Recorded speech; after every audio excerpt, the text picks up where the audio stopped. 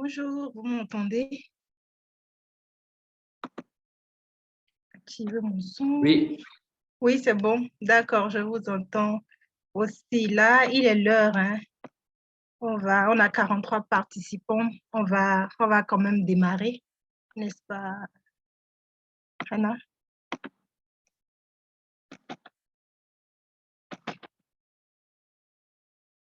Bon, nous sommes 20 juin 2023. Nous allons quand même démarrer ce programme en français. Alors, bonjour, bonjour, bonsoir, ça dépend de l'endroit où vous êtes connecté et d'où vous nous suivez.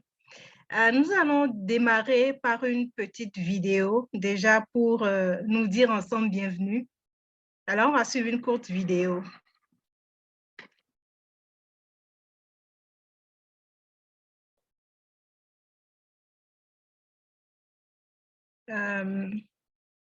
On pourra commencer directement. Bon, on va démarrer alors. Quelle que soit la partie du monde où vous nous regardez, bonjour et bienvenue à la session C du Forum sur l'engagement des jeunes 2023 organisé par NDC Partnership.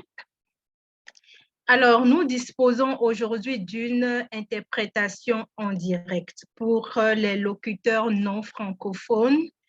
Nous avons des interprétations en espagnol et en anglais.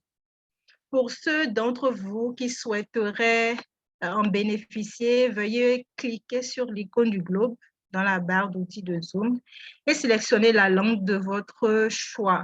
Lorsque vous écoutez les interprètes, vous pouvez sélectionner Mute Original Audio de sorte à ce que le présentateur principal soit réduit complètement au silence si vous avez des difficultés à entendre l'interprète. Alors, c'est formidable de vous avoir parmi nous aujourd'hui. Donc, pour ceux d'entre vous qui ne le savent pas, le NDC Partnership, c'est un partenariat qui rassemble plus de 200 membres dans 124 pays développés et en voie de développement et 84 institutions pour créer et mettre en œuvre une action climatique ambitieuse qui contribue à la réalisation de l'accord de Paris et des objectifs du développement durable. Pour relever le défi du changement climatique, il faut donner à tous les pays les moyens de se développer sur la base d'une faible émission et d'une résilience au changement climatique et les aider à le faire. Cela nécessite donc des CDN ambitieuses et des investissements à grande échelle pour mettre en œuvre des actions d'atténuation et d'adaptation. Alors, cela nécessite bien sûr l'engagement inclusif. Et c'est d'ailleurs cela qui nous conduit à notre programme de ce jour, dont le thème est « Façonner notre avenir ». Donc, façonner notre avenir. Et dans les prochaines heures, nous aurons environ 2h30 à faire ensemble. Et durant ces 2h30, nous discuterons de la manière dont nous pouvons donner aux jeunes les moyens de s'engager dans l'action climatique à long terme, en renforçant les capacités des jeunes dirigeants, des jeunes leaders, en encourageant le dialogue sur la planification des CDN et les besoins financiers des jeunes, et en partageant aussi les meilleures pratiques en matière d'engagement des jeunes dans l'ensemble du partenariat. Donc, avant de poursuivre ce programme, je voudrais me présenter à vous. Je suis Osni Agbankoto, je suis béninoise, je suis juriste, je suis spécialiste des droits humains, je suis active aussi sur le plan communautaire pour l'intégration des droits des femmes et filles et la promotion du genre dans la préservation et la protection de l'environnement.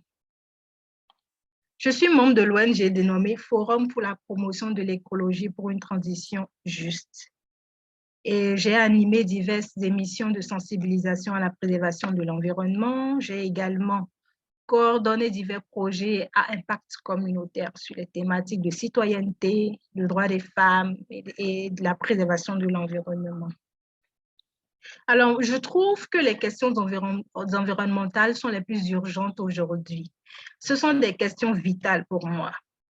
Parce que comment pourrait-on vivre sur une planète qui n'est pas vivable? Ce serait impossible de vivre sur une planète qui n'est pas vivable. La vie n'existerait plus. Il est donc urgent, je trouve, de mettre en place des mesures et de promouvoir un engagement véritable et efficace pour l'atteinte des objectifs. Et dans ce processus de changement, on ne peut écarter les jeunes et les femmes, puisque ce sont des personnes qui mettent en mouvement nos sociétés, nos différentes sociétés, et qui sont ou seront les plus affectées.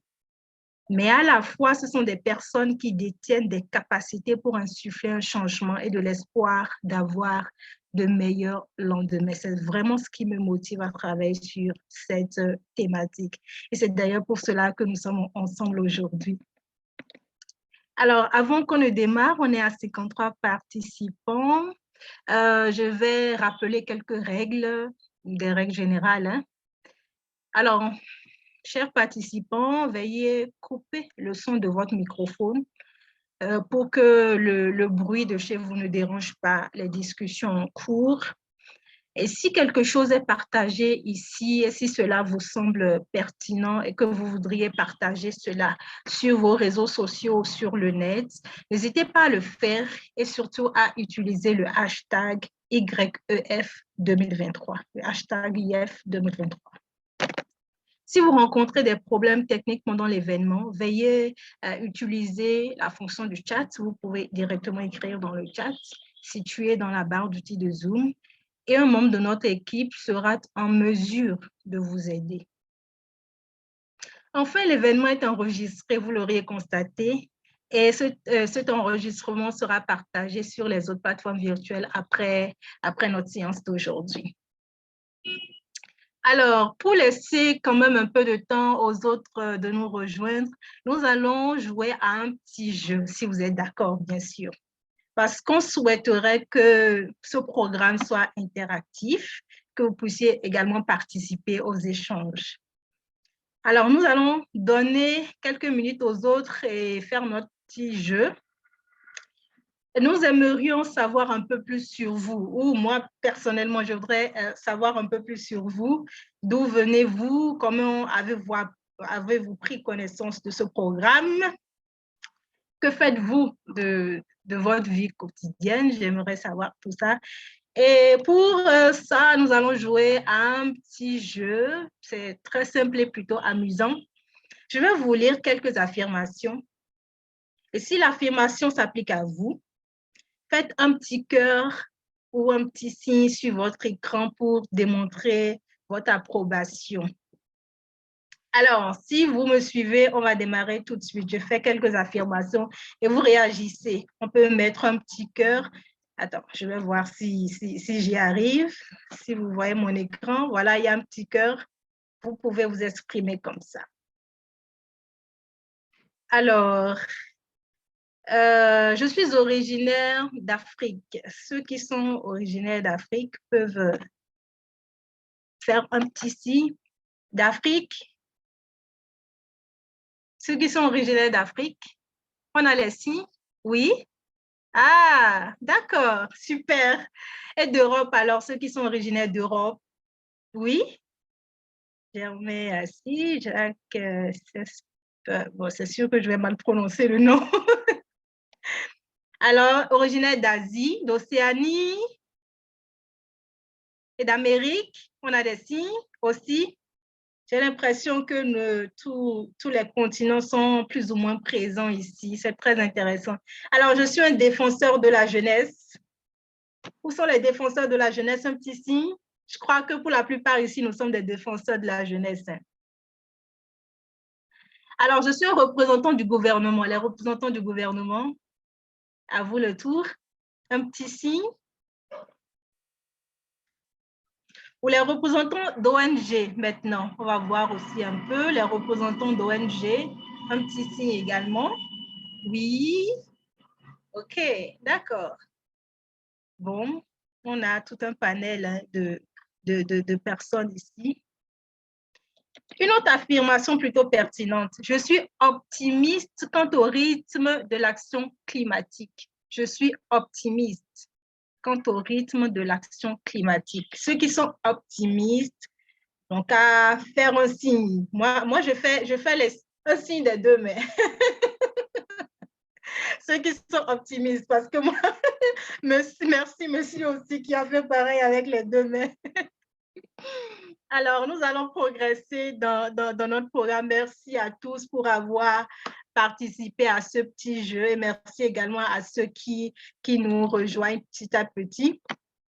Alors maintenant que nous nous connaissons un peu plus et que nous nous sommes un tout petit peu amusés, commençons par un message vidéo de l'un des coprésidents du partenariat NDC. Il a pour nom honorable Jean-Marc Mujawa Maria. Il est ministre de l'Environnement de la République du Rwanda. Et le très honorable également Graham Stewart, qui est ministre d'État chargé de la sécurité énergétique et de l'objectif zéro énergie du Royaume-Uni. On va donc suivre cette vidéo.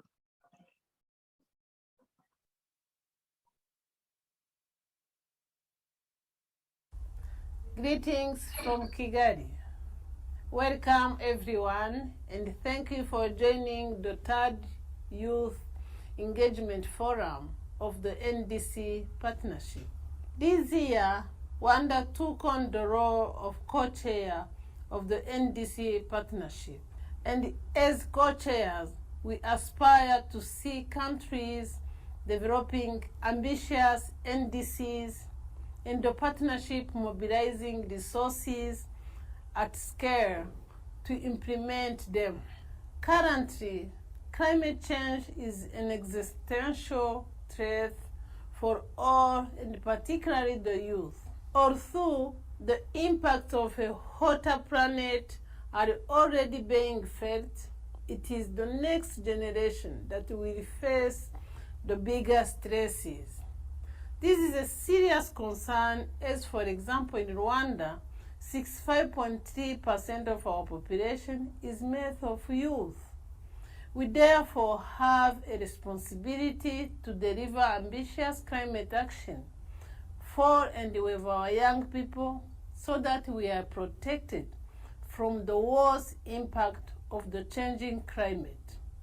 But equally important, we need a model of development that will allow the young generation and those to follow to prosper and enjoy sustainable development while contributing to a world of net zero emissions. Young people are already playing a vital role in developing and implementing climate solutions. The NDC partnership contributes to even scaling those efforts, meaningfully engage young people in climate plans and actions.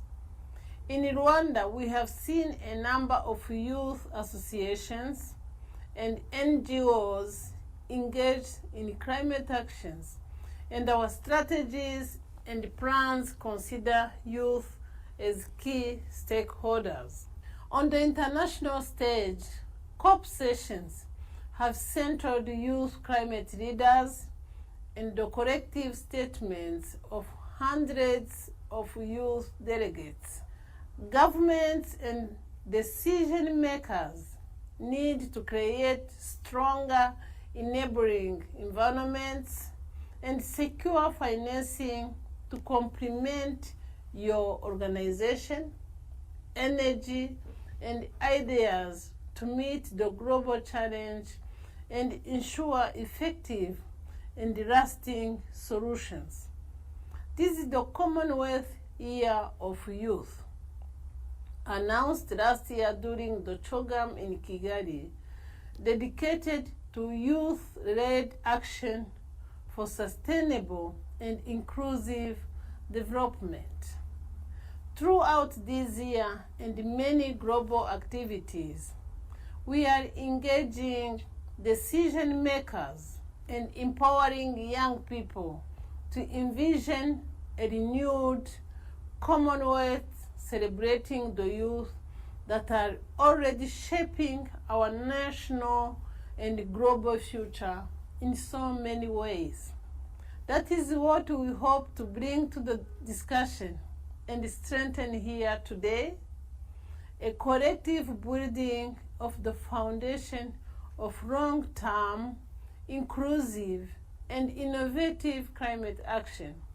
As co-chair to the NDC partnership, Rwanda thanks you for your enthusiasm, innovation, and leadership as we work together to shape a better, greener future for all.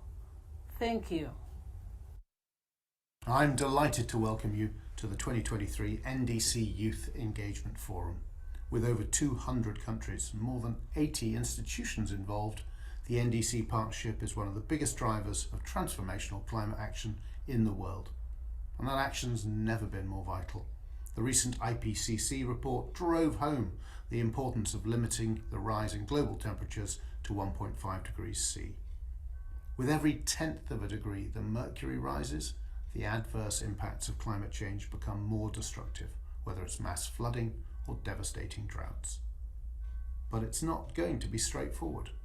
If we're to meet 1.5 degrees C as a target, not only do we need drastically to lower greenhouse gas emissions, we also need to ramp up our ambitions and inspire worldwide action. That's why young people are such an important part of the NDC partnership.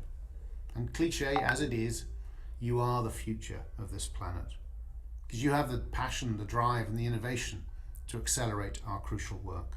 You can hold governments to account, pushing us to go further, faster. And you will be the generation responsible for bringing about the greener, brighter future that we all know is possible. Today we want to hear your views on how to bring youth into long-term strategy development and investment planning in a meaningful way. So please, I speak as co-chair of the NDC partnership. I'm encouraging you to be as open, honest and critical as possible. And I look forward to working with you as we turn our ambitious climate targets into a lived reality. Thank you.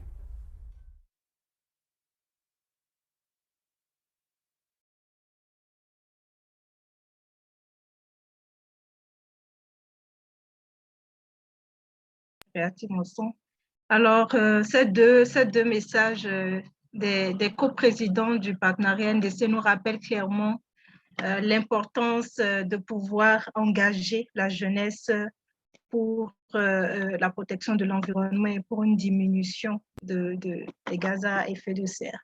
Alors, merci pour ces réactions, même si on ne les a pas ici. Merci de nous avoir délivré ces messages. Et ces messages nous plongent dans le vif du sujet. Juste avant de continuer avec des réactions, est-ce que vous connaissez assez bien le partenariat NDC?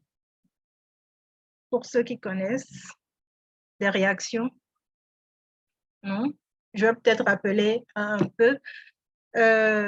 Déjà en français, c'est CDN. CDN signifie contribution déterminée au niveau national et cela constitue un élément central de l'accord de Paris. Il s'agit d'un plan d'action climatique élaboré par les différents pays visant à réduire les émissions et à s'adapter aux impacts climatiques. Les pays sont tenus donc d'élaborer, de mettre à jour les CDN tous les 5 ans en communiquant sur l'engagement, sur leurs différents engagements pour atteindre les objectifs de cet accord de Paris. La région du Pacifique, bien qu'elle soit la plus vulnérable aux effets du changement climatique, est résiliente. Ils ont fait preuve de leadership dans le domaine du changement climatique en encourageant une action mondiale ambitieuse et audacieuse, en réduisant leurs propres émissions de gaz à effet de serre, qui sont déjà plus ou moins négligeables à l'échelle mondiale, et en améliorant aussi la résilience aux impacts du changement climatique. Et cependant, comme vous le savez peut-être tous, nous ne sommes pas en mesure d'atteindre des objectifs avec les CDN actuels. C'est vrai que c'est une lacune que le partenariat NDC s'efforce de combler en collaborant avec les gouvernements nationaux, les institutions internationales, la société civile, les chercheurs et le secteur privé aussi pour améliorer cet alignement la coordination et l'accès aux ressources afin d'établir un lien entre le besoin et les solutions qui seront proposées. Le partenariat reconnaît le rôle essentiel que jouent les jeunes dans la réussite de l'action climatique par le biais de cet événement d'ailleurs, du plan d'engagement des jeunes et des actions de tous nos membres. Et pour parvenir, il est de la plus haute importance que nous soyons en mesure de financer ces différents plans ambitieux. Et c'est pour cela que je suis plutôt très heureuse de vous présenter notre prochain orateur qui est ici avec nous pour nous en dire plus sur ce sujet. Notre orateur de tout à l'heure s'appelle Monsieur Issa Bado. Monsieur Issa Bado, vous nous entendez? Vous nous voyez? Veuillez activer votre micro, s'il vous plaît. Oui, très bien. Je vous entends bien. D'accord. Bonjour, Monsieur Issa Bado. Bonjour, madame. Alors, je rappelle votre profil. Monsieur Issa Bado est spécialiste de programme, négociation internationale, environnement et développement durable à l'Institut de la francophonie pour le développement durable, IRDD. Monsieur Bado, vous avez coordonné de nombreuses actions en faveur des acteurs francophones afin de promouvoir leur pleine participation à l'adoption de décisions fortes en faveur de l'environnement. En outre, vous êtes également fortement impliqué pour aider les pays francophones à accéder à la finance climatique et aux ressources pour la biodiversité et la préservation des terres, n'est-ce pas? Aujourd'hui, vous nous faites part de votre expertise en matière de financement climatique afin de préserver le terrain pour les discussions qui suivront. Monsieur Issa Bado, vous avez la parole. Veuillez activer votre micro. Merci beaucoup, C'est bon, c'est à vous.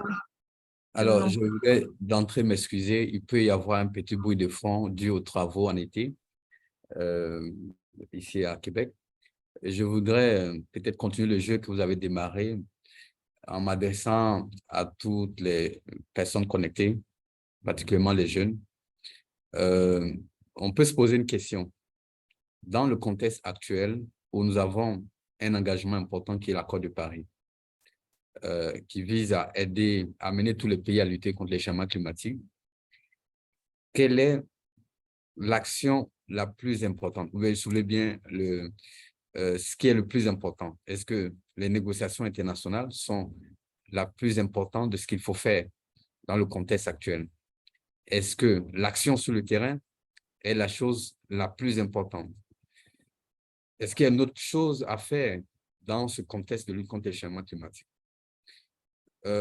C'est évident, à l'évidence, c'est l'action qui est attendue parce que nous avons un accord, parce qu'il est attendu que les engagements des pays soient transformés en mesures et programmes sur le terrain. La deuxième question à laquelle on peut être confronté dans cette volonté de passer à l'action de la communauté internationale, quelle est, on va dire aussi, la chose la plus importante? Est-ce que c'est le renforcement des capacités? Est-ce que c'est la finance? Est-ce que c'est l'entrepreneuriat? Parce qu'effectivement, aujourd'hui, il faut s'organiser pour que les engagements que chacun des pays a pris à travers l'accord de Paris, à travers les règles opérationnelles de l'accord de Paris, se traduisent en réalité. De toute évidence, chaque élément est important, mais on peut parler de hiérarchie, de priorisation. Pour ce qui me concerne, de mon point de vue, et en ce qui concerne particulièrement les jeunes, la question de l'accès au financement, à la finance climat, est, on va dire, la question la plus importante, la plus pressante pour donner les moyens à cette frange de la population qui est la plus importante pour l'ensemble des pays. Alors, ce que je vais faire aujourd'hui, c'est vous parler donc de l'accès à la finance climat au sein de la francophonie. Et vous savez, la francophonie, c'est 88 États et gouvernements, c'est des pays que vous n'imaginez pas, notamment le Rwanda, qui d'ailleurs utilise aussi l'anglais.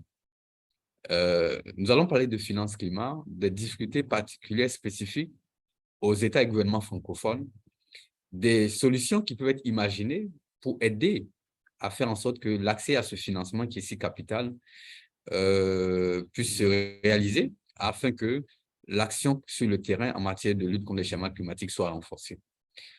Je ne peux me passer également de parler d'entrepreneuriat parce que si nous parlons d'action, même si nous avons le financement, la clé du succès, ce sera l'entrepreneuriat. Et j'aime bien, je dis cette expression anglo-saxonne qui voudrait que l'entrepreneuriat ne soit pas comprise comme l'idée d'aller créer une entreprise forcément, mais c'est l'idée de passer à l'action, de faire, d'apporter une idée, d'apporter un acte qui contribue à l'atténuation, à l'adaptation, à la résilience climatique, à couvrir les pertes et préjudices dans le contexte de la lutte contre les changements climatiques. Suivante. Je voudrais dire ceci. Dans cette première session, je vais rapidement survoler des éléments importants. Et ces éléments-là, je vais parler justement de l'architecture, de la mobilisation de la finance climat. Je vais parler un peu des attentes, particulièrement au niveau international. Je vais parler également des difficultés spécifiques aux pays francophones. Et je reviendrai en session un peu pour m'épiloguer un peu plus longuement sur les façons d'apporter des solutions concrètes sur l'entrepreneuriat de la jeunesse et puis des exemples concrets développés par la francophonie et ses partenaires pour aider justement à mobiliser la finance climat au profit des acteurs francophones. Suivant. Diapositive suivante. Je voudrais qu'on comprenne quelque chose, c'est-à-dire que le monde a fonctionné de façon différente jusqu'en 1992 où on a eu justement cette convention cadre de lutte contre les changements climatiques. Et après, la communauté internationale a compris qu'il fallait mettre en place des dispositifs spécifiques qui permettent d'avoir des fenêtres de financement, c'est-à-dire des financements dédiés donc, à la lutte contre les changements climatiques. Donc, on a aujourd'hui ce que je peux appeler 3 mécanismes internationaux dédiés qui se consacrent à financer les projets dans le domaine de la lutte contre les changements climatiques. Donc, nous avons un mécanisme qui est connu, qui est ce qu'on appelle le Fonds pour l'environnement mondial. Nous avons un autre mécanisme connu qui s'appelle le Fonds d'adaptation. Je vous ai donné un peu les informations sur les dates de mise en place. Et nous avons un autre mécanisme qui s'appelle le Fonds vert pour le climat. Je ne rentre pas sur les débats qui concernent, par exemple, la spécialisation de ces différents organismes, mais ce qu'il faut savoir aujourd'hui, le principal s'appelle le Fonds vert climat, mais tout de même, le Fonds d'adaptation continue de jouer un rôle important avec l'accord des parties sur les questions d'adaptation. Et puis, de l'autre côté, vous avez aussi les autres mécanismes financiers internationaux, notamment la Banque mondiale, le Fonds monétaire international, les banques régionales de développement, qui essaient aussi de créer des fenêtres qui acceptent de financer des projets consacrés donc à l'atténuation, à l'adaptation, ainsi de suite. Et je voudrais simplement souligner également que pour parler de finance climat, c'est qu'il y a un engagement important qui a été pris par la communauté internationale en 2015. C'est l'idée que, partant de principes acceptés déjà en 1992, que les pays développés ou historiquement responsables des émissions de gaz à effet de serre ont un devoir d'assistance financière envers des pays qui sont dits en développement. Et en 2015, dans le cas de l'accord de Paris, ces pays dits développés acceptent l'idée de mobiliser chaque année 100 milliards de dollars jusqu'en 2020. Et ce délai a été prolongé jusqu'en 2025 dans les dernières négociations ces récentes années. Donc, ce qui fait qu'il y a pour les pays en développement une sorte de possibilité d'aller chercher des financements qui sont reversés par les pays développés au niveau de mécanismes de financement que j'ai cités un peu plus tôt, Fonds vert climat, Fonds d'adaptation. Ce que je dois souligner également, c'est que les pays en développement, en considérant ce fait-là, ont présenté des contributions nationales déterminées, des CDN, qui comportent des éléments qu'ils peuvent mettre en place partant de leurs propres moyens, mais aussi des éléments qui ne pourront mettre en place, en fait, je dis des actions qu'ils ne pourront mettre en place que lorsqu'ils pourront avoir accès à ces financements. Donc, finalement, on a ce qu'on appelle des CDN non conditionnels, c'est-à-dire sans condition, on peut le réaliser avec nos propres moyens, mais nous avons des CDN, une partie des CDN qui sont conditionnels, c'est-à-dire si nous avons accès à des financements, si nous avons l'appui des pays développés, nous allons pouvoir réaliser ces éléments-là. Je voudrais mettre un accent sur un point. une estimation qui a été faite en 2018. C'est-à-dire que finalement, on se rend compte que investir sur la lutte contre les changements climatiques, ce n'est pas une perte pour la communauté internationale. Au contraire, ça nous permet de faire un gain important. C'est-à-dire que finalement, la lutte contre les changements climatiques devient une opportunité qui peut générer un gain de plus de 26 milliards de dollars jusqu'en 2030 suivant.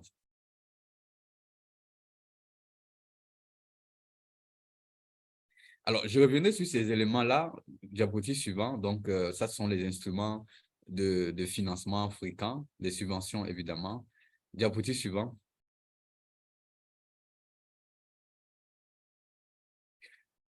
Je voudrais que nous mettons l'accent sur ça. C'est-à-dire qu'aujourd'hui, dans le contexte international, l'accès à la finance climat n'est pas n'est pas une réalité comme l'auraient souhaité les pays en développement, qui estiment qu'ils n'ont pas jusqu'à présent accédé suffisamment auprès de ces mécanismes. On pourrait expliquer que c'est lié, par exemple, aux contraintes, aux mesures contraignantes, aux procédures qui sont contraignantes, au manque de capacité, au manque, à la rotation des équipes, au fait qu'il y a au niveau national des insuffisances dans la planification de la finance climat, du fait qu'il y a un manque de structures au niveau national qui ont la capacité, ou on dit qui respectent les règles de fiducie exigées au niveau des mécanismes que j'ai cités.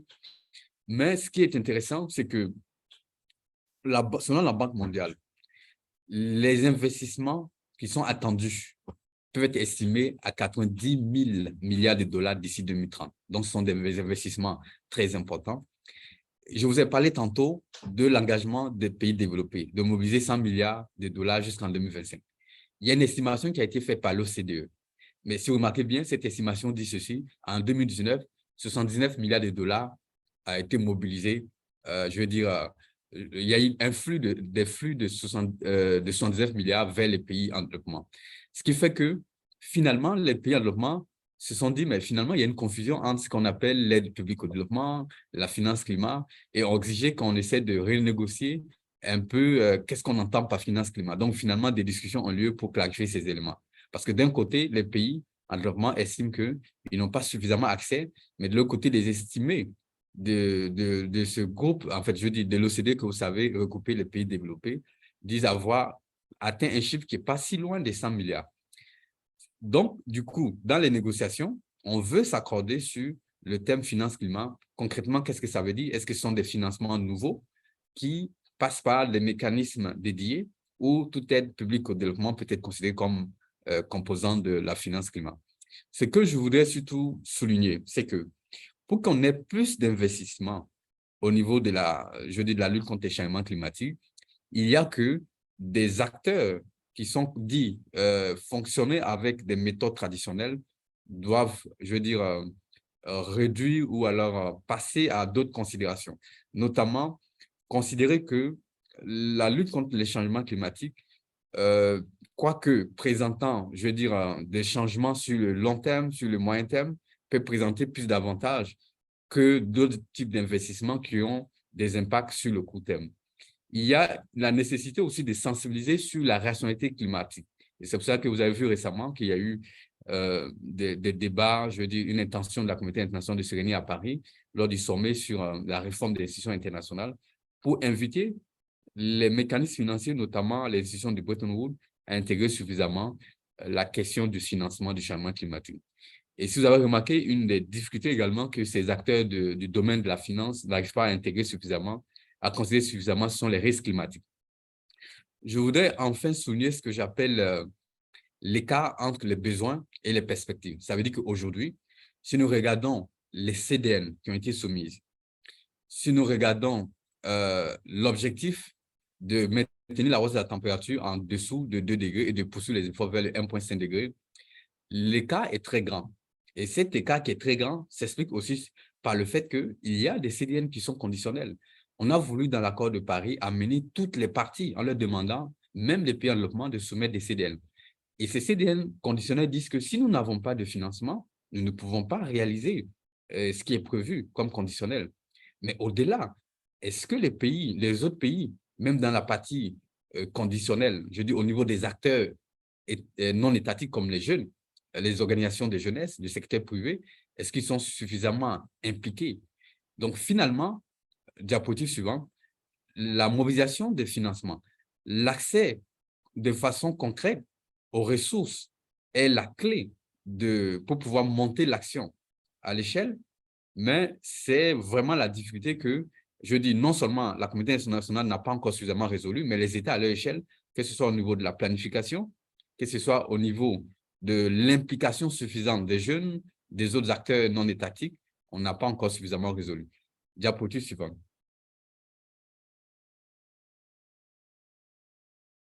Je m'arrête là et je pourrais donc en salle revenir sur la question de l'entrepreneuriat des jeunes en lien avec l'accès au financement en soulignant ceci.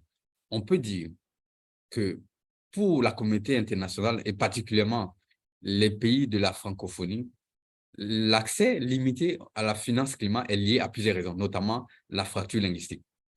Si pour les autres pays, l'argent n'est pas disponible parce qu'il n'est pas suffisamment approvisionné par les pays développés, pour les pays francophones, cette insuffisance, je dis cette difficulté, elle est double. Pourquoi? Même l'argent qui est disponible, ces pays francophones n'arrivent pas à y accéder parce que les dossiers, l'information qui est disponible au niveau des mécanismes financiers, elle est là plus en anglais. Parce que aussi, les dossiers peuvent être reçus en français, mais est-ce qu'il existe suffisamment de staff, d'équipes au niveau des mécanismes internationaux pour traiter ces dossiers? Ce n'est pas vraiment le cas.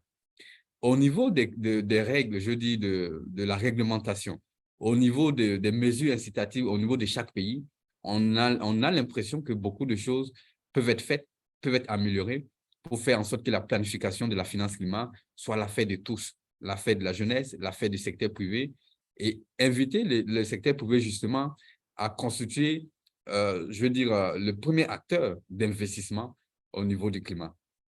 Les obstacles institutionnels, ils sont nombreux. Je dis, c'est justement une grande transformation qu'il faut au niveau de chaque État.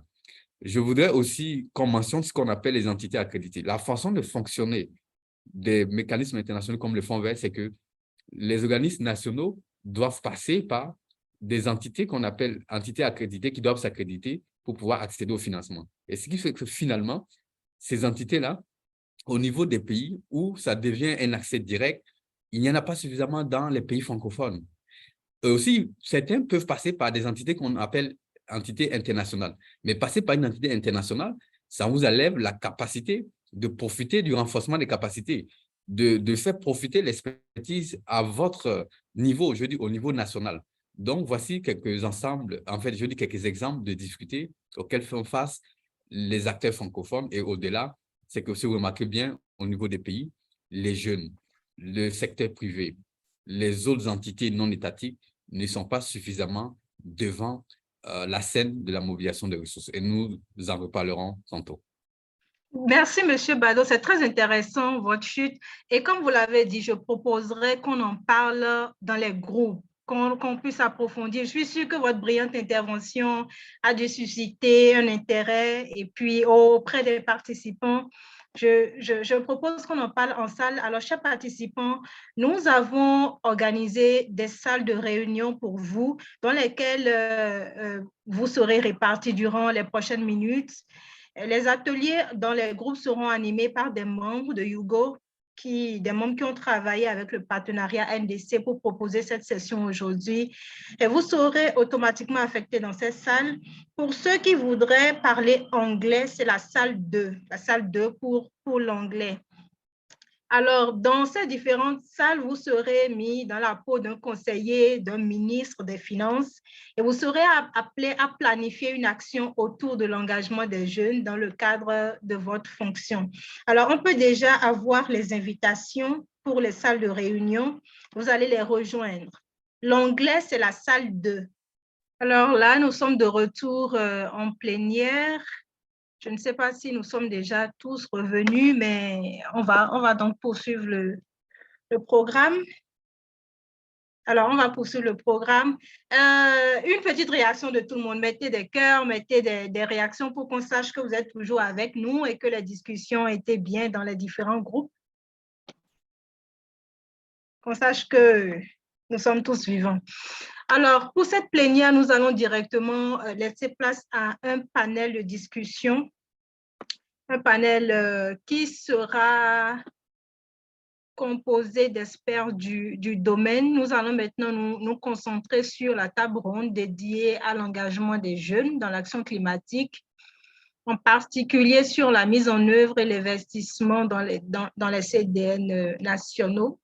L'objectif principal donc de cet événement aujourd'hui est bien sûr d'amplifier la voix des jeunes, d'extraire des recommandations et d'explorer comment les membres du partenariat mondial pour les NDC peuvent soutenir un leadership inclusif pour les générations futures. Et donc, pour ce panel, nous sommes ravis de pouvoir accueillir M. Mohamed Merli, qui est point focal national de la Convention cadre des Nations Unies sur les changements climatiques en Tunisie. Monsieur Merli, est-ce que vous êtes avec nous? Oui, parfaitement. Oui. Super, ça fait plaisir de vous avoir. Nous avons également Madame Falmata Mohamed Kanabadi, qui est chargée de communication internationale Student Environmental Coalition. Madame Falmata, en tant que jeune activiste du développement durable, elle occupe des postes de direction, notamment au sein de la section tchadienne de la Coalition internationale des étudiants pour l'environnement, en tant que responsable de la communication. Falmata a participé à plusieurs programmes, notamment l'Initiative pour le leadership des jeunes Africains, le programme YALI de l'ambassade des États-Unis et le programme également de leadership des femmes. Falmata, bonjour, vous nous entendez? Falmata? Bonjour Osnia, oui, je vous reçois. Merci.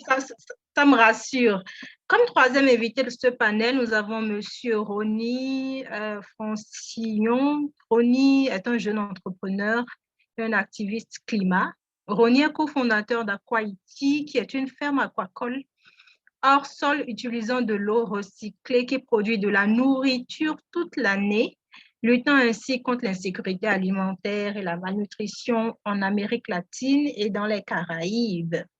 Outre son esprit créatif, Rony est étudiant en économie et en gestion. Il est également entrepreneur, donc. Bienvenue à vous. Monsieur Rony, vous nous entendez? C'est bon? Oui? Votre micro, il fonctionne bien? Bonjour, oui? Bonjour, merci. Je vous entends parfaitement.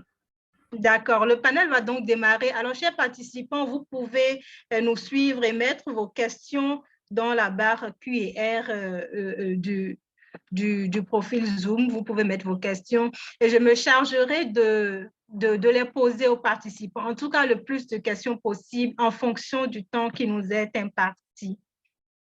Alors, c'est une petite promesse que je vous fais. Je vais poser vos questions.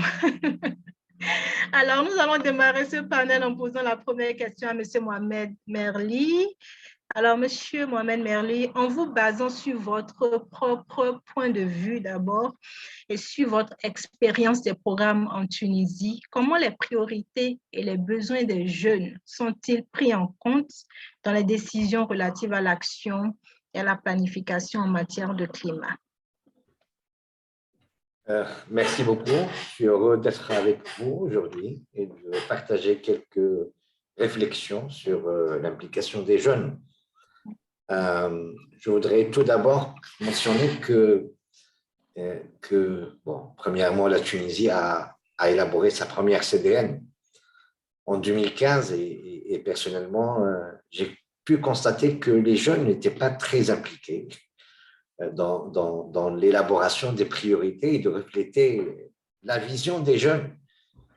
Je pense que aujourd'hui, on va parler sur le logo façonner notre avenir et je pense que c'est vraiment important de parler de 2030 et 2050 dans les CDN ou dans les stratégies bas carbone à l'horizon 2050 en impliquant les jeunes.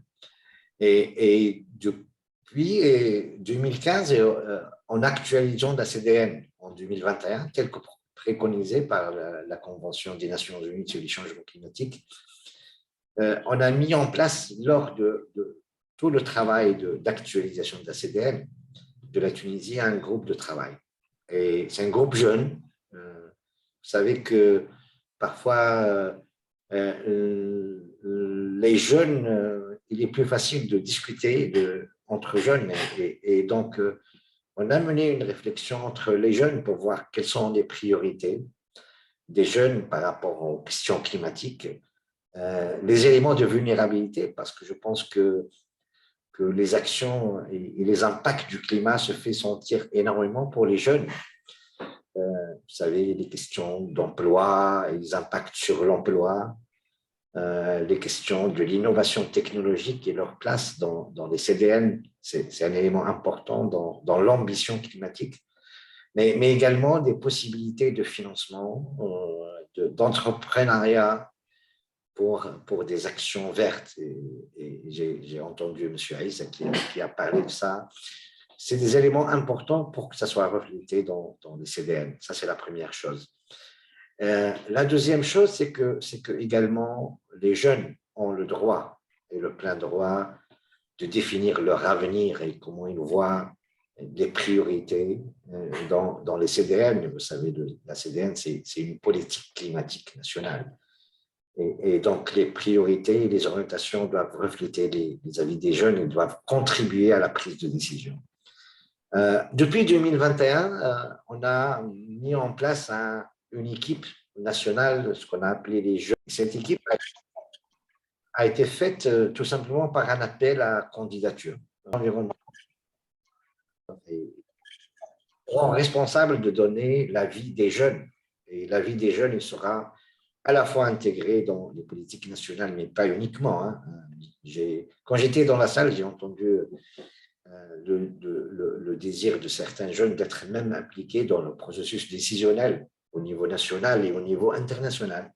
Et donc, on a mis en place ce groupe des jeunes négociateurs qui était en 2021 au nombre de 15 jeunes négociateurs tunisiens qui ont suivi un grand programme de renforcement de capacité tout au long de l'année. Ce n'est pas spécifique au COP, mais l'objectif, c'est de rendre et d'aider ces jeunes à mieux formuler leurs idées et de participer activement à la délégation tunisienne qui part dans les COP. Je pense qu'on a eu un grand engagement de ces jeunes. Ils ont vu leurs capacités largement renforcées.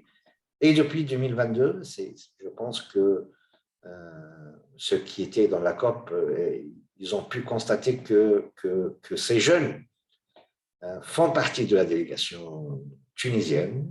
Et dans chaque thème de négociation, que ce soit finance ou adaptation ou atténuation, ou perte et préjudice, ou finances, et dans tous les thèmes, quand la Tunisie se présente pour les négociations, il y a toujours un négociateur de la partie officielle dans les administrations qui est appuyé par un jeune négociateur. Je pense que c'était un peu la règle depuis la COP 26 à Glasgow et également la COP 27 à Sharm el-Sheikh. Et ça sera toujours la règle.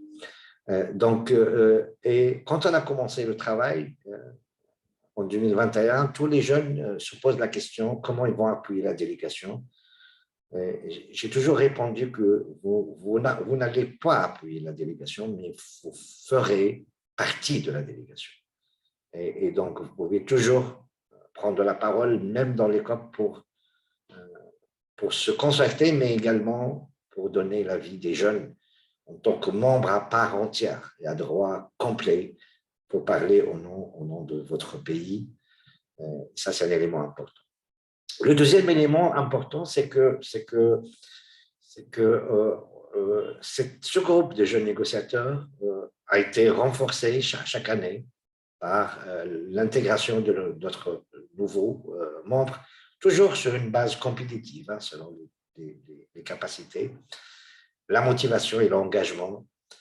Et également, on a travaillé sur un peu le réseautage, c'est que ce groupe n'est pas un groupe isolé au niveau national, mais il a commencé à rejoindre des équipes de jeunes négociateurs. J'ai vu M. Aïssa qui a intervenu, et je rappelle que Aïssa, dans l'IFDD, ils ont un réseau de jeunes négociateurs qui intègrent des jeunes négociateurs tunisiens. Au niveau africain, Très récemment, le groupe des négociateurs africains ont également mis en place un réseau de jeunes négociateurs africains et les négociateurs tunisiens font partie. Certains d'eux sont membres du réseau de jeunes négociateurs africains, mais également d'autres réseaux tels que Yango, qui intègre également certains négociateurs africains. Et donc, l'idée, c'est que les jeunes participent réellement à la prise de décision. Ils font entendre leur voix, leur vision sur les politiques et les décisions au niveau national, mais également au niveau international. Voilà quelques clarifications et quelques éléments sur l'implication des jeunes dans la prise de décision au niveau national et international. Et je serai ravi et heureux s'il y aura des réactions ou des demandes de clarification par rapport à cela. Merci. Merci à vous. Alors, au regard du temps qui nous est imparti, je propose qu'on soit un peu plus bref dans nos réponses et dans nos différentes interventions. Alors, je reste encore avec vous. Quels sont les points d'amélioration que vous pouvez pointer du doigt? Je pense qu'au niveau du processus de prise de décision, il y a beaucoup de points positifs sur l'application des jeunes, mais je pense qu'il y a toujours des possibilités d'amélioration. Je pense que dans les politiques nationales, c'est un peu très lié à l'exercice qu'on a fait, c'est qu'il faut qu'il y ait des éléments clairs sur la priorité des jeunes au niveau des CDN. Et les CDN, les politiques sont actualisées tous les 5 ans. Je pense que c'est un élément important qu'on mène, on continue une discussion avec les jeunes, on intègre les priorités des jeunes. Et je pense que dans les CDN, je parle au nom de la Tunisie, puisque je suis le point focal de la Tunisie, mais c'est un élément important pour tous les pays que dans les CDN, on essaie d'intégrer les questions qui favorisent l'emploi, l'innovation, les questions en lien avec la réduction de la pauvreté. Je pense, d'après ma petite expérience, que ces éléments sont très importants pour le futur des jeunes et leur implication dans les politiques de lutte contre les changements climatiques et dans le développement en général. Je pense que les jeunes de notre monde et univers devraient être perçus comme pas uniquement des acteurs vulnérables au changement climatique, mais de vrais acteurs du changement et d'amélioration de l'ambition climatique et des clés pour le développement de nos pays. Merci. Voilà, je réactive mon micro. Toujours avec vous, dites-nous comment est-ce que les jeunes peuvent-ils être soutenus dans l'initiative et pendant la COP28 afin d'être inclus dans les espaces de prise de décision sur le climat, puisque vous l'avez dit, certains jeunes souhaitent vraiment être mieux impliqués.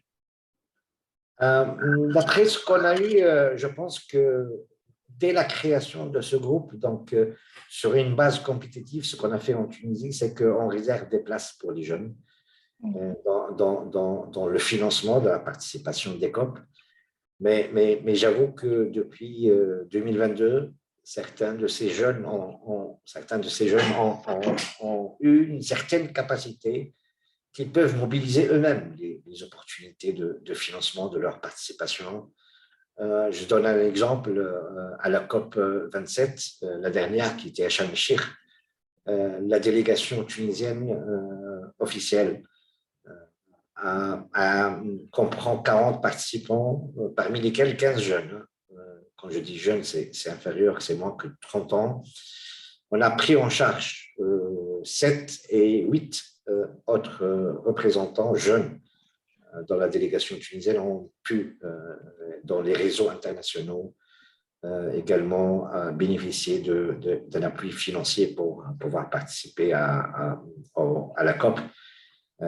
C'est une expérience qui, je pense, qui a dupliqué, mais à travers ce réseautage et l'intégration des jeunes dans tous les réseaux des jeunes au niveau de la région Afrique, la région de la francophonie, mais également aux régions internationales, je pense qu'il y a des opportunités. Je dirais que également, au niveau de la COP28 et la présidence de la COP28, il y a eu un nombre important également des jeunes qui étaient intégrés, sélectionnés par la présidence de la COP28 pour être la voix des jeunes dans la COP28. Je pense qu'on a toujours besoin d'appui de nos partenaires pour faire participer plus de jeunes, pour du moins qu'il y ait le maximum des jeunes dans la prise de décision, les processus de prise de décision dans les COP, mais pas uniquement les COP. Il y a les organes subsidiaires, les manifestations internationales. Bien sûr, et d'autres grands rendez-vous également. Alors, bien sûr, Madame Falmata, que pouvez-vous nous dire sur les obstacles que rencontrent les jeunes et qui les empêchent, bien sûr, de s'impliquer dans les processus de prise de décision en matière d'action climatique?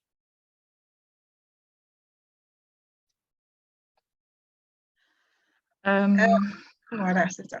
Isnia, tu me reçois maintenant? Oui, Ok. c'est bon maintenant. D'accord, merci beaucoup. Alors moi, j'entrevois ces obstacles à 3 niveaux. D'abord, au niveau institutionnel, où souvent les jeunes ne sont pas impliqués dans la prise de décision. Et à ce niveau-là, c'est un obstacle majeur pour les jeunes parce qu'on est tous d'accord que les impliquer, les jeunes, c'est vraiment l'avenir et les impliquer, c'est préparer cet avenir-là. Et du coup, très souvent, que ce soit le gouvernement ou encore des projets ou internationaux ou des organisations internationales qui élaborent des projets, par exemple, où ils n'impliquent pas les jeunes. Alors, cet obstacle est à ce niveau. On va dire peut-être qu'ils ne font pas confiance aux jeunes, je ne sais pas. Mais dans tous les cas, ils ne sont pas souvent impliqués et ça, c'est un grand obstacle pour la réalisation de leur potentiel même en tant que jeunes. En deuxième lieu, je vois cet obstacle au niveau financier où il y a des jeunes qui sont talentueux, qui ont beaucoup de potentiel, qui ont des projets, mais qu'ils n'ont pas comment dire, les moyens, que ce soit financiers ou encore techniques, pour réaliser ces projets-là. Donc, l'obstacle financier, c'est l'obstacle vraiment le plus majeur parce que déjà maintenant, peut-être que l'obstacle institutionnel est en train d'être pris en compte, mais financier, je vois vraiment beaucoup de blocage. Et cet obstacle-là doit également être pris en compte parce que les jeunes sont, comme je l'ai dit tout à l'heure, très talentueux, ils ont des projets et ils ont aussi l'énergie, ils ont la connaissance, ils ont les nouvelles technologies, la maîtrise des nouvelles technologies. Donc, ils ont beaucoup à apporter en termes d'économie verte ou encore de développement de villes durables. Et souvent, ce qui manque, c'est vraiment le financement. Et ce financement-là, comme je l'ai dit, on va dire que c'est assez global parce que déjà, si je reviens à la présentation de M. Issa, où il disait où il parlait du financement et que vraiment le besoin est très élevé, je pense à 90 000 $, un truc comme ça. Et donc, ça concerne vraiment tout le monde, mais le cas des jeunes doit également être pris en compte de façon spécifique pour permettre d'accélérer la mise en œuvre des actions en faveur du climat. Maintenant, en troisième lieu, j'entrevois également ce blocage au niveau on va dire, des jeunes eux-mêmes. Parce que, en général, pourquoi est-ce que, on va dire, les institutions ne leur font pas confiance, entre guillemets? Peut-être bien que cela se rapporte, et je vais revenir sur mes expériences en tant que jeune femme leader, où vraiment, lorsqu'on bénéficie d'une opportunité ou bien d'une connaissance, d'une formation, on se doit de vraiment perpétuer cette connaissance-là, de sorte que la transformation que nous subissons puisse également profiter aux autres. Donc, ce n'est pas forcément gagner et garder à son niveau, par exemple, mais plutôt permettre que cela soit mis à l'échelle, que ça puisse contribuer à la communauté, mais également aux autres jeunes qui sont autour de nous et qui peut-être ont des difficultés. Donc là, vraiment, j'en appelle au leadership des jeunes qui souvent on va dire le leadership, c'est la solution, mais souvent avant ça, il y a ce blocage-là au niveau des jeunes et j'aimerais qu'ils puissent également faire profiter aux autres ce qu'ils vivent. Et par rapport à mon expérience également, en général, on dit souvent que tous les êtres humains sont connectés en fait. Et c'est ça même la base du leadership. Ils sont connectés, mais en même temps, nous sommes connectés à notre planète et à notre Terre. Donc, forcément, quand on fait quelque chose, il faut qu'on pense à l'impact que cela puisse avoir également sur la communauté et sur le monde en général. Donc, c'est ça l'idée même du leadership. Et je voulais que les jeunes aient ça pour que les organisations internationales ou encore les institutions puissent leur faire confiance. Oui. Maintenant, d'ailleurs que vous faites. Oui, rapidement, on va finir rapidement. Oui, rapidement. Alors, la solution, c'est vraiment demander, faire un plaidoyer aux organisations de prévoir des financements pour les jeunes, mais que ce financement soit structuré, que ce soit avec des modalités de suivi pour permettre une meilleure mise en œuvre des activités et aussi permettre à ce qu'on ait plus d'impact parce que souvent, on finance des projets, mais qui ne sont pas forcément suivis et du coup, les résultats ne sont pas souvent perpétués. Et donc, nous faisons un plaidoyer pour que ces jeunes-là puissent avoir une attention particulière, être impliqués, mais également puissent bénéficier des financements qui leur permettent de mettre en œuvre les activités. Merci. D'accord. Merci, Mahamad. Roni, on a, dans votre présentation tout à l'heure, on a dit que vous êtes fondateur de Aqua Haïti. Alors, Roni, dis-nous un peu, c'est quoi Aqua Haïti? Et puis, comment est-ce que tu travailles à l'implication des jeunes et à l'inclusion sociale? Vraiment de manière générale et brève. Et tu peux donner également un conseil aux jeunes rapidement. OK. Je vais essayer d'aller un peu beaucoup plus bref et précis. Donc, le travail que nous faisons avec Aqua Haïti est un travail participatif, en ce sens que nous voulons favoriser la cohésion sociale, l'inclusion sociale et favoriser un travail de développement intergénérationnel. En ce sens que les plus âgés peuvent apporter leurs connaissances, leurs expériences, leurs expertises. Et les plus jeunes, nous, on peut apporter l'innovation et la créativité afin d'assurer l'expansion et la croissance de la ferme au profit des années. Aqua Haïti favorise l'inclusion parce que notre équipe est essentiellement composée de jeunes qui peut-être ont étudié dans plusieurs pays sur plusieurs continents. Donc, c'est pour nous une façon de promouvoir la diversification et de croire à la richesse de la diversité, pas seulement de gens, mais en termes de profil, de croyances. Donc, parce qu'en Haïti, là maintenant, il y a une crise humanitaire avec environ 49% de sa population qui vivent dans une insécurité alimentaire. Environ 300 000 enfants souffrent de malnutrition. Donc, c'est une crise humanitaire qui nécessite une approche profonde. Donc, pour faire cette approche profonde et combattre ce problème réellement, donc pour nous, combiner ce qu'on appelle les expériences, les expertises de l'ancienne génération, de ce qu'on peut appeler l'ancienne génération et l'innovation et la créativité de ce qu'on pourrait appeler la nouvelle génération. Donc, c'est pour nous l'une des meilleurs moyens, les meilleures façons d'aborder ce problème, de combattre l'insécurité alimentaire, de pratiquement et lutter contre des phénomènes de changement climatique et de favoriser une infrastructure de qualité, fiable, résiliente et durable. Donc, en bref, c'est ça, c'est le travail que nous faisons avec Aqua Haïti au sein de notre communauté. Un petit conseil à la jeunesse, comme je l'ai tantôt dit, pour ceux qui ont envie également de faire de l'entrepreneuriat écolo.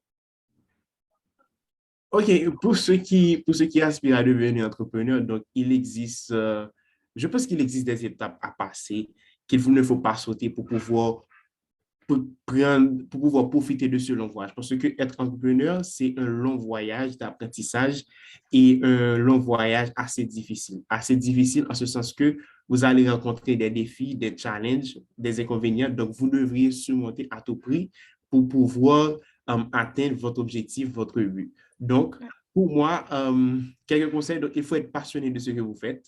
Vous voyez? Donc, lorsque vous faites quelque chose, vous commencez un projet, vous commencez à travailler sur quelque chose pour pouvoir résoudre le problème, il faut trouver votre pourquoi.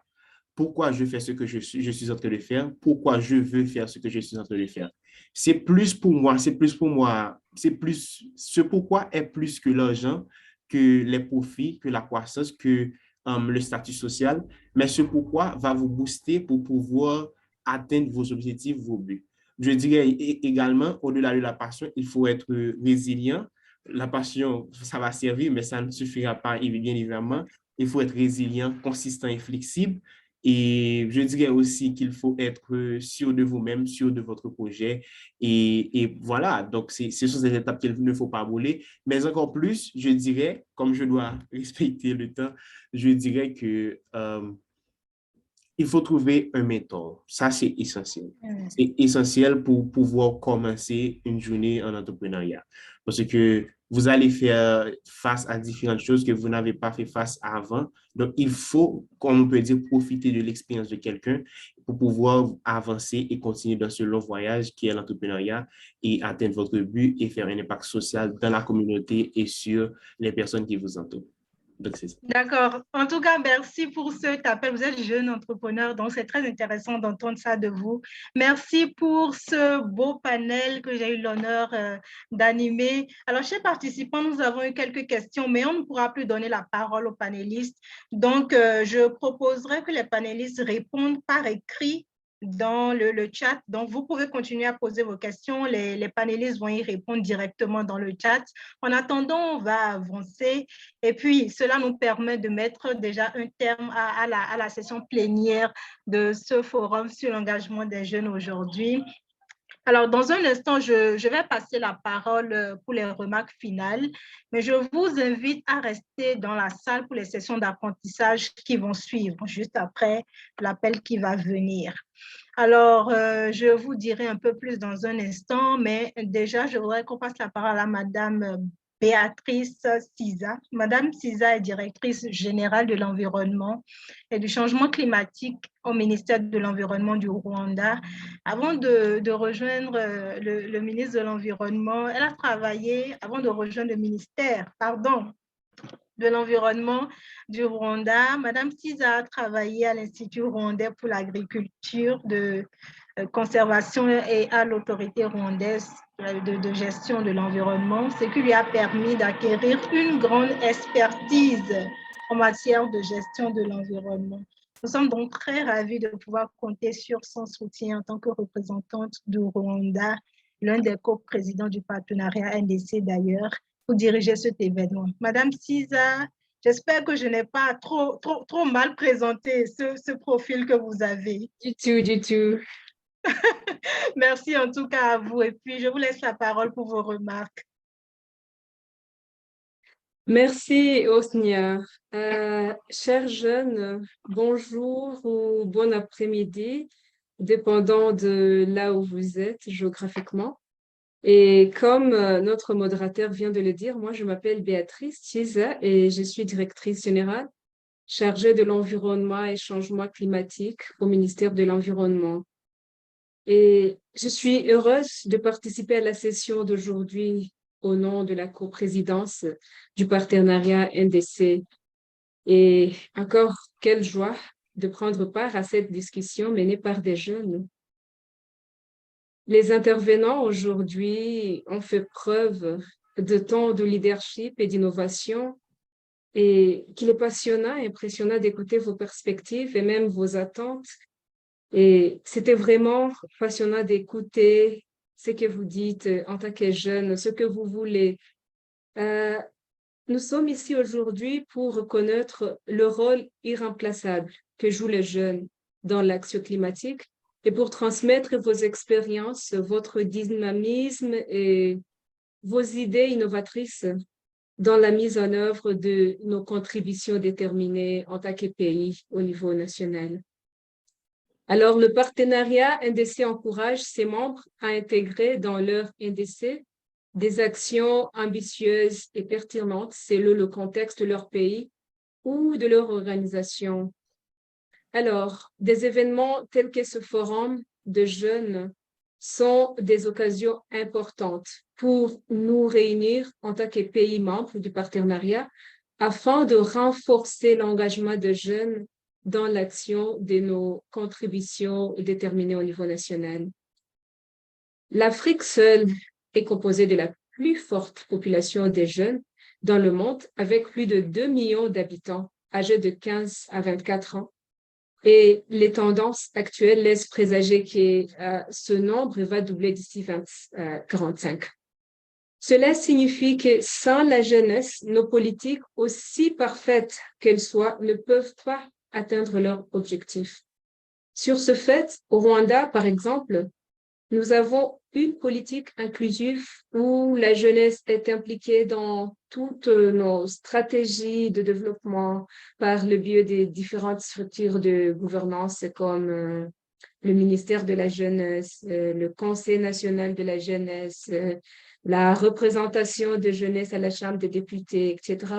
Mais s'agissant du volet de changement climatique, le ministère de l'Environnement passe par ces mêmes structures pour engager les jeunes dans l'agenda climatique national comme mondial, où nous renforçons leurs capacités et nous formons des groupes de jeunes négociateurs en matière de changement climatique. Comme mon collègue du Tunisie l'a dit, il faut qu'on mette en place des stratégies, des structures qui engagent les jeunes en fait qu'ils puissent faire partie de nos propres délégations s'agissant des négociations. Et nous avons aussi les organisations non gouvernementales des jeunes qui œuvrent pour la protection de l'environnement et changement climatique ici au Rwanda. Et la conversation d'aujourd'hui nous a permis de comprendre qu'il reste toujours des obstacles à élaborer de politiques inclusives pour les jeunes, les politiques inclusives du financement du climat et qui privilégient aussi le secteur privé, alors que tous ces aspects sont très nécessaires pour que nous, les pays, puissions atteindre l'objectif de l'accord de Paris. Il nous a aussi montré que l'engagement des jeunes dans la planification des politiques et des investissements à long terme autour des contributions déterminées au niveau national se heurte parfois à des difficultés. En outre, nous avons entendu parler de l'importance d'un environnement favorable qui donne la priorité au renforcement des capacités, à l'éducation et aux possibilités d'emploi pour les jeunes afin qu'ils nous guident vers l'avenir. Les présentateurs ont appelé au financement des programmes et d'entreprises dirigés par les jeunes afin de stimuler l'action climatique par l'intermédiaire du secteur privé. Ça, nous l'avons entendu à travers le panel aussi. Afin, l'innovation technologique et l'esprit d'entreprise sont essentiels à la réussite de tout plan à long terme, comme nous l'avons aussi attendu. Nous n'avons eu que peu de temps pour entendre les experts et les dirigeants aujourd'hui, mais nous poursuivons ces conversations en apportant les idées que vous avez à offrir à vos communautés, vos pays et vos régions. Ceux d'entre vous qui sont aujourd'hui et les jeunes du monde entier jouent un rôle important dans la mise en œuvre de l'action climatique. Nous devons canaliser vos expériences et votre ambition dans tous les aspects de la mise en œuvre de nos contributions déterminées au niveau des pays. Comme le ministre Moujo Maria l'a indiqué précédemment, quand on a commencé, nous apprécions vos idées et nous nous réjouissons de continuer à travailler avec vous alors que nous transformons nos objectifs climatiques ambitieux en réalité palpable. Chers jeunes, le combat ne se fera pas sans vous. S'il s'agit de construire et de façonner notre futur, nous ne pouvons pas le faire sans vous, car Notre futur, c'est vous. Et je vous remercie.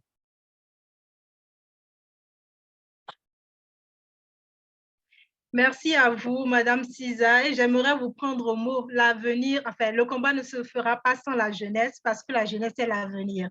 C'est vous qui l'avez dit. Merci beaucoup pour cette exhortation. Alors, chers participants, nous allons maintenant passer à nos séances d'apprentissage dans les salles. Et au cours de ces séances, vous pourrez apprendre un peu plus et également vous entraîner à faire avancer ce travail important que nous avons commencé. Et puis, nous aurons un moment de partage des sujets. Donc, je vais revenir sur le partage des sujets à travers les salles. Donc, mais avant, si vous avez des questions ou des préoccupations ou des difficultés techniques, veuillez partager tout ça. Veuillez partager un message dans le chat et un membre de l'équipe vous aidera. Il est toutefois important de mentionner que nous ne sommes malheureusement pas en mesure d'assurer l'interprétation de ces sessions dans les groupes.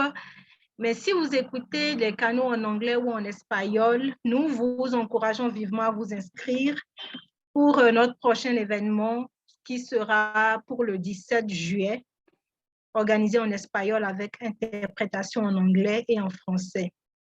Nous vous remercions donc de votre compréhension par rapport à ce point et nous vous proposons de rejoindre les salles. Alors, la première salle, la salle 1, sera dédiée à l'expertise en ce qui concerne l'agriculture. Donc, le rôle des jeunes dans la mise en œuvre des CDN et de l'action pour le climat. J'explique un peu. Cette session explorera l'engagement et la contribution des jeunes à la mise en œuvre des CDN dans leur pays.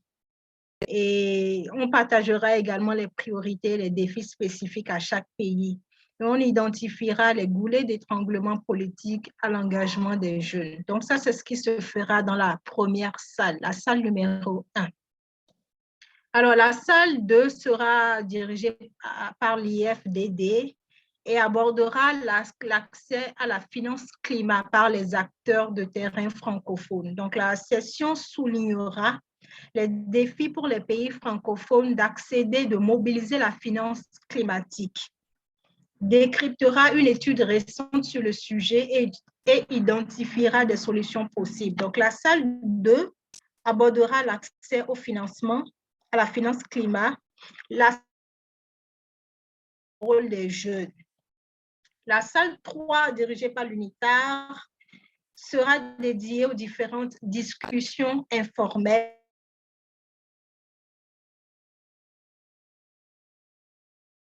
au coin du feu, on peut le dire ainsi, vous donneront l'occasion d'apprendre, d'échanger et avec des jeunes acteurs du changement qui ont été sélectionnés comme champions dans le cadre du programme UNCC Learn en raison de leur travail exceptionnel dans les domaines de la sensibilisation et de l'action climatique. Donc, la troisième salle sera une discussion avec les champions du climat. Donc, vous avez la première salle, la deuxième salle et la troisième salle. Je vous encourage vraiment à rejoindre ces différentes salles-là dès l'ouverture des salles de réunion. Vous pourrez choisir les sessions d'apprentissage et puis participer aux discussions. Alors, la nouvelle, c'est que nous ne nous retrouverons pas ici après les sessions des groupes. Nous n'allons pas avoir de plénière, mais j'espère vraiment que vous resterez dans ces salles pour apprendre, échanger avec les autres partenaires.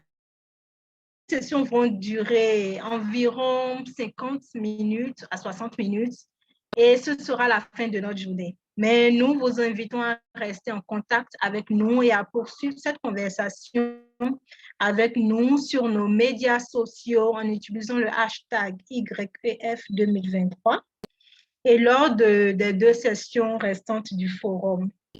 Alors, également dans le chat, je crois que Hannah a mis mon nom, ma nationalité, mes contacts au besoin. Alors, Ce n'est pas un adieu entre nous, c'est juste un au revoir. Je tiens donc à vous remercier tous pour votre enthousiasme, votre travail et le temps que vous nous avez consacré aujourd'hui. C'était exceptionnel d'être ici avec vous. Je suis sûre que nos chemins se recroiseront au fur et à mesure et avec le temps, pendant que nous travaillerons ensemble pour garantir un avenir meilleur et durable pour tous. Enfin, je voudrais également remercier Pablo et le coprésident pour leur reconnaissance et leur valorisation des jeunes en tant qu'acteurs clés et agents de changement dans la promotion de l'action climatique. Alors, chers participants, je vous souhaite bonne chance et de passer de très, très bons moments. Et puis, au revoir.